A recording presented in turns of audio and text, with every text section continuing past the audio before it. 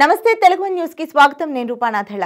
Hero నాగార్జునకు ఇటీవల ఒకదాని తర్వాత ఒకటిగా ఇబ్బందులు వివాదాలు ఎదురవుతున్నాయి। ఎన్ కన్వెన్షన్ కూల్చివేత, కుమారుడు నాగచైతన్య సమంతల విడాకుల వ్యవహారంలో కొండా సురేఖ వ్యాఖ్యలు, ఇలా నాగార్జునకు ఊపిరి సలపని వివాదాలు కష్టాలు చుట్టుముడుతున్నాయి। ఈ తరుణంలో ఆయనపై క్రిమినల్ కేసు నమోదు చేయాలంటూ పోలీస్ స్టేషన్లో ఫిర్యాదు నమోదై ఆయనకు కొత్త తలనొప్పి తీసుకొచ్చింది। దీని వెనుక ఏదైనా రాజకీయ కక్ష సాధింపు ఉందా అన్న అనుమానాలు వ్యక్తమవుతున్నాయి। జనం కోసం అనే సంస్థ అధ్యక్షుడు కసిరెడ్డి భాస్కర్ రెడ్డి మాదాపూర్ పోలీస్ స్టేషన్లో నాగార్జునపై ఫిర్యాదు చేశారు। తుమ్మిడికుంట చెరువు కబ్జా చేసి అక్రమంగా ఎన్ కన్వెన్షన్ నిర్మించారని, ఆ విషయాన్ని రెవెన్యూ అధికారులు సైతం నిర్ధారించారని పేర్కొంటూ ఆయనపై క్రిమినల్ కేసు నమోదు చేయాలని ఆ ఫిర్యాదులో పేర్కొన్నారు। నాగార్జున ఎన్ కన్వెన్షన్ నిర్మాణం వల్ల ప్రజలకు అసౌకర్యం, పర్యావరణానికి భంగం కలిగించారని, ఎన్ కన్వెన్షన్ ద్వారా కోట్లాది రూపాయల వ్యాపారం చేశారని కసిరెడ్డి భాస్కర్ రెడ్డి తన ఫిర్యాదులో పేర్కొన్నారు।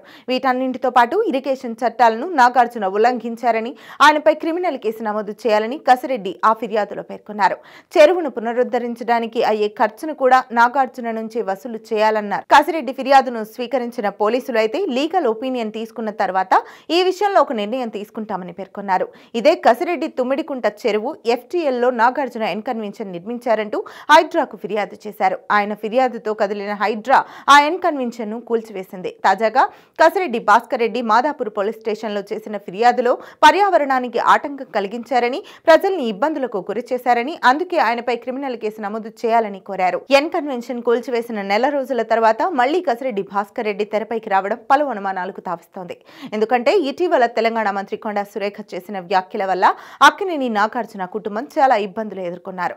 దీనిపై సీరియస్ అయిన నాగార్జున నాంపల్లి కోర్టును ఆశ్రయించి కొండా సురేఖపై పరువు నష్టం దావా వేశారు। ఆమెపై క్రిమినల్ చర్యలు తీసుకోవాలని కోరారు।